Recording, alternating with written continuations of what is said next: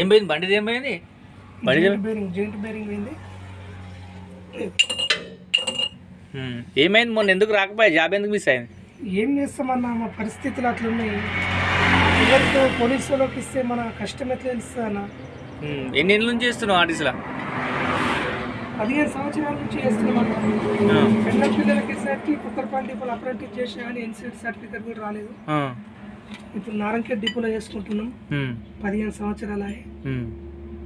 అక్కడ అది కాదు, ఇక్కడ దీని మీదనే మొత్తం ఆశలు. మరి 10 ఏళ్ళ నుంచి చేస్తున్నావు, మరి మీకు ఏమైనా వెయిటేజ్ మార్కులు కానీ ఏం కలపలేరా? ఏం కలపలేదు. 60 ఐటీఐకి 67.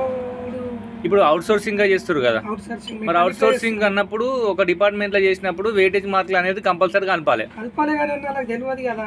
పోలీసు డిపార్ట్మెంట్కి ఏం తెలుసు, వాళ్ళేమో ఎంగుగా 4 నెలలకు చూసుకుంటారు. మనం 15 ఏళ్ళ వాడేం చేసిందంటే రూల్స్ ప్రకారం చేసిండు అన్నాడు అంతే. ఇప్పుడు ఫ్రెష్ అప్రెంటిస్ కూడా చేసా. నేను 15 ఏళ్ళ సీనియారిటీ కూడా ఉన్నది.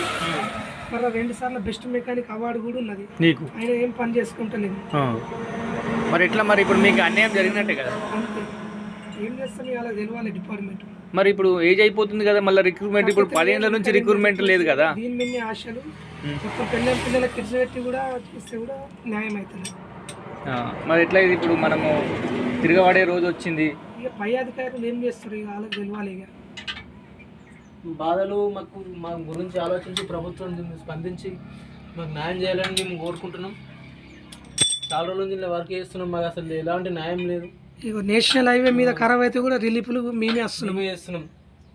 నేషనల్ హైవే మీద ఇలాంటి పరిస్థితుల్లో మేము ఆర్టీసీ నమ్ముకొని చేసుకుంటున్నాం, కానీ మాకు గుర్తిస్తలేదు. ఎక్కడైనా మాకు వచ్చే రిక్రూట్మెంట్లో మంచి అవకాశాలు ఇవ్వాలని కోరుకుంటున్నాం. దీనిపై జర్నలిస్టులు మా సైడ్ వచ్చి మా కొట్లాడాలని కోరుకుంటున్నాం. కాదు, ఇప్పుడు మనకి అవుట్ సోర్సింగ్ ఎంతమంది ఉన్నారు? మెకానికల్ 30 మంది దాకా ఉన్నారు. డ్రైవర్లు ఎంతమంది ఉన్నారు? డ్రైవర్లు ఉంటారు 50 మంది దాకా ఉంటారు. మొత్తం వాళ్ళే ఉన్నారు. డిపో నడిచేది అవుట్ సోర్సింగ్. అవుట్ సోర్సింగ్ మొత్తము రెగ్యులర్ వాళ్ళు తక్కువ అయిపోయారు. మా మీద భారం ఎక్కువ పడుతుంది. సమాన వేతనం లేదు మాకు వాళ్ళతో పోలిస్తే. మాకు జీతం తక్కువ, శ్రమ ఎక్కువ. శ్రమతో జీతాలతో సంసారం నడుపుతున్నాం. దీని మీద లైఫ్ లో ఫ్యూచర్ ఆశ ఉంటుందని ఇలా వర్క్ చేస్తున్నాం, కానీ మాకు ఎలాంటి జాబ్ సెక్యూరిటీ లేదు, భద్రత లేదు, ఏం లేదు. ఇలా మాకు డిపార్ట్మెంటల్ కూసబెట్టి మాకేమో రోడ్ల మీద ఇడ పంపిస్తారు. మీది ఏ డిస్ట్రిక్ట్ అండి? మెదక్ డిస్ట్రిక్ట్. ఎన్ని పోస్టులు పడ్డాయి మెదక్లో? ఒకటే పోస్ట్ ఉన్నది. ఒక్కో పోస్టులకు 100 మంది 1000 మంది అప్లై చేసి. మరి అప్రెంటిస్ మెకానిక్లు ఇప్పుడు మెకానిక్లు అందులో 30 మంది మెకానిక్లు అవుట్ సోర్సింగ్ వాళ్ళు ఉన్నారు కదా, మరి ఆడు ఎందుకు పీకని పెట్టుకున్నాడు? ఒక పోస్ట్ వేసి అవుట్ సోర్సింగ్ వాళ్ళు 30 మందితో పని చేయించుకునే కర్మవానికి ఏంది నాకు అర్థం. రీజన్ లా 2 డిపోలు ఉన్నాయి, 3 డిపోలు మెదక్ ఉంది. ఇందులో దగ్గర 100 మంది పైన అవుట్ సోర్సింగ్ వాళ్ళు పని చేస్తారు డిపో సెక్షన్ లో.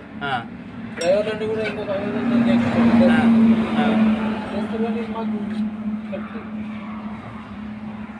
రెస్పాన్సర్ ఇవ్వలేదు ప్రభుత్వం. నేను పంపిస్తా, ఈ అన్నకు జర్నలిస్ట్ అని ఉన్నాడు, పంపిస్తా. మళ్ళీ వాళ్ళు నమ్మరు ఇది బస్సు ఆర్టీసీ బస్సు అయినా లేకపోతే ఇక లారీ కింద ఉన్నారు అనుకోగల. అందుకే బస్సు కానీ చెప్పనీకే వీడియో.